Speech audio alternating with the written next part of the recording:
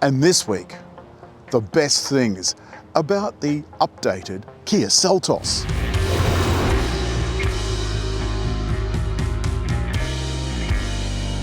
The first comment I want to make about the Kia Seltos is that it still looks brilliant years after its release. This is the very base model, and I've got to tell you, it doesn't actually look like a base model, not even from the inside. They all have this impressively aggressive front end, very, very square, and it's got this lovely kind of ridged effect, though it's all plastic. From the side, I defy you to pick the difference between this and the top models. The wheels are different, they're a little smaller, but you can't tell. The only difference that there is, and this is kind of a shock for someone that's now used to the touch door handles, is you've got to use the key fob to get in. And likewise, when you're around the back, you need the key fob to get in if it's locked. But you know what, I don't really mind, it's just something you have to get used to. Inside, it's nice and spacious, and a spare thank you very much. There's updates for this car, there's USBs in the back and vents and so forth. Look at this, a digital dash in a base model car for under $30,000. It is the slightly smaller 10.25 inch screen, but it looks exactly the same as its 12.3 inch sister. So let's go into CarPlay. By the way, let me just quickly show you what this looks like normally. That's the normal inbuilt system, which, by the way, still has navigation. There's one thing I want to show you though. Have a look at this. I'm going to go into here. Now, this is what I have to do every time I get in the car. See this speed limit? I'm not going to turn the system off, but that's what I've been doing every time I get in the car. Now, apparently, according to the Hyundai Group, this is required for 2023 Euro NCAP, which of course shares its criteria with the Australian ANCAP system. In there are a selection of things that you can select from. So this is your driver attention warning and driver safety and safety aids and convenience aids. These speed limit assist and speed limit warning are always on. Every time you go over the speed limit, it bongs you. Every time there's a speed limit change, it bongs you. When there's a car in front that moves off, it bongs you.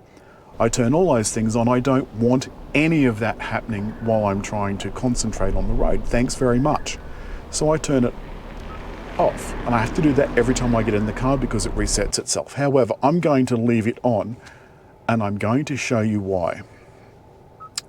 For a start, those systems are very rarely, I've just gone back into CarPlay, those systems are very rarely accurate. And by that I mean that either the speed limit is wrong, or, for example, you've gone into a school zone and it doesn't recognize that it's not a school day or it's not in the school zone hours. Drives me to distraction.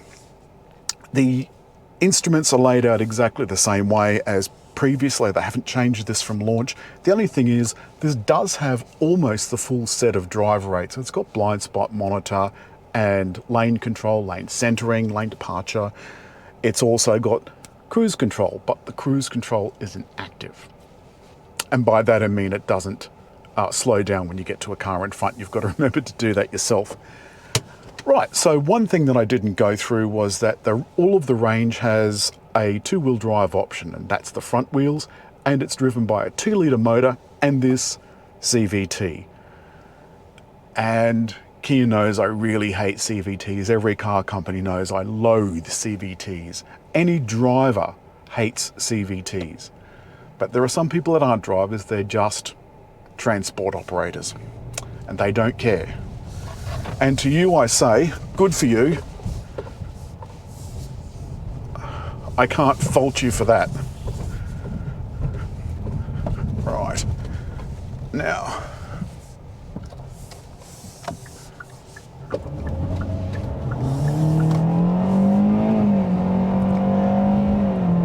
you can hear that the CVT imitated a regular automatic gearbox by stepping down its ratios or stepping up its ratios. Now, if a gearbox is going to do that, why not just put an automatic in?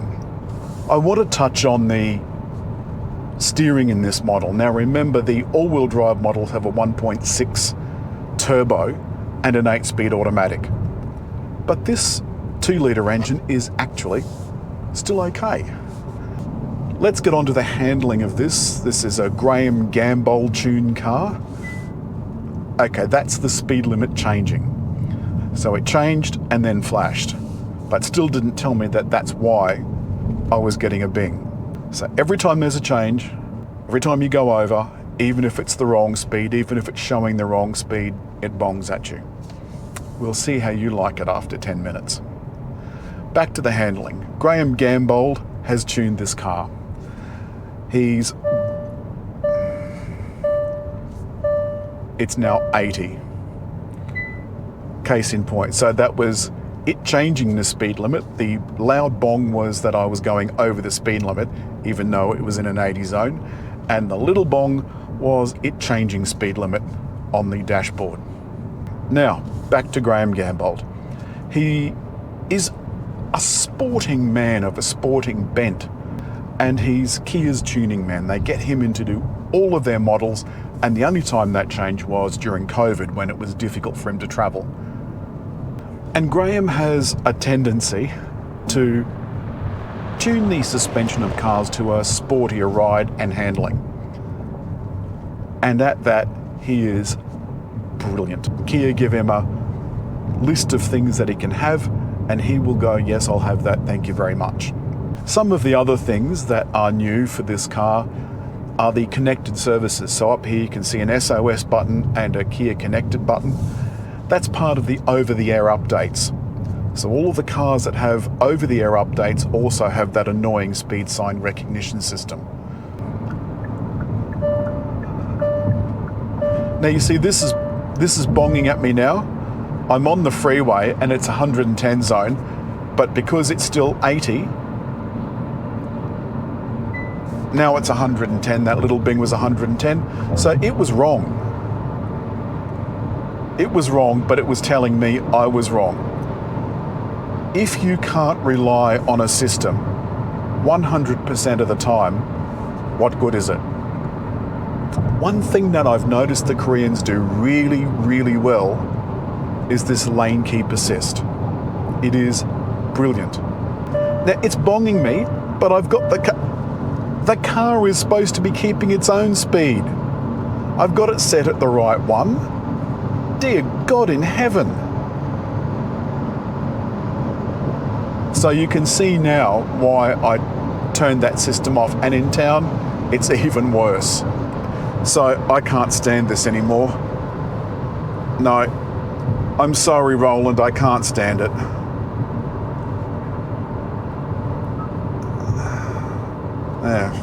I've turned it off or I'm going to go completely mad.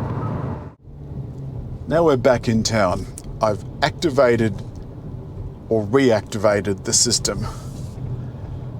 Now here's the interesting thing. This is telling me it's 50 kilometers an hour. The speed sign recognition is telling me it's 40 kilometers an hour.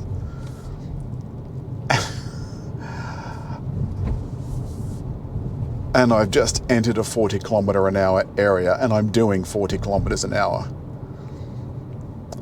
So I can expect a bing every time it changes. So it should bing now.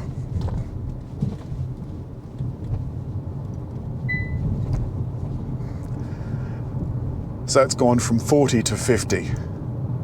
That's still showing 50, so Google Maps is still showing. It really is just a bit of a disaster. But anyway, I'm going to let that bing and bong while I sum up the Kia Seltos S. And I think in every way possible, this Kia Seltos is an extremely well-built car. It's got a 7-year warranty, and that's thanks to Damien Meredith, the COO of Kia Australia. It's beautifully laid out, and even this base model has a fully digital screen. Now, okay, yes, it's a smaller screen than the big sisters, but I don't think that matters for our purposes. This 2-litre engine feels like it has plenty of pep. The CVT I don't like. The ride I do like very, very much. The cabin is lovely and quiet. The audio system is adequate for an entry-level car. It is beautiful in traffic. It is easy to park. It's got a bunch of room in the back. The space is all easily usable, and when the seats go down, they go down and make the entire space usable.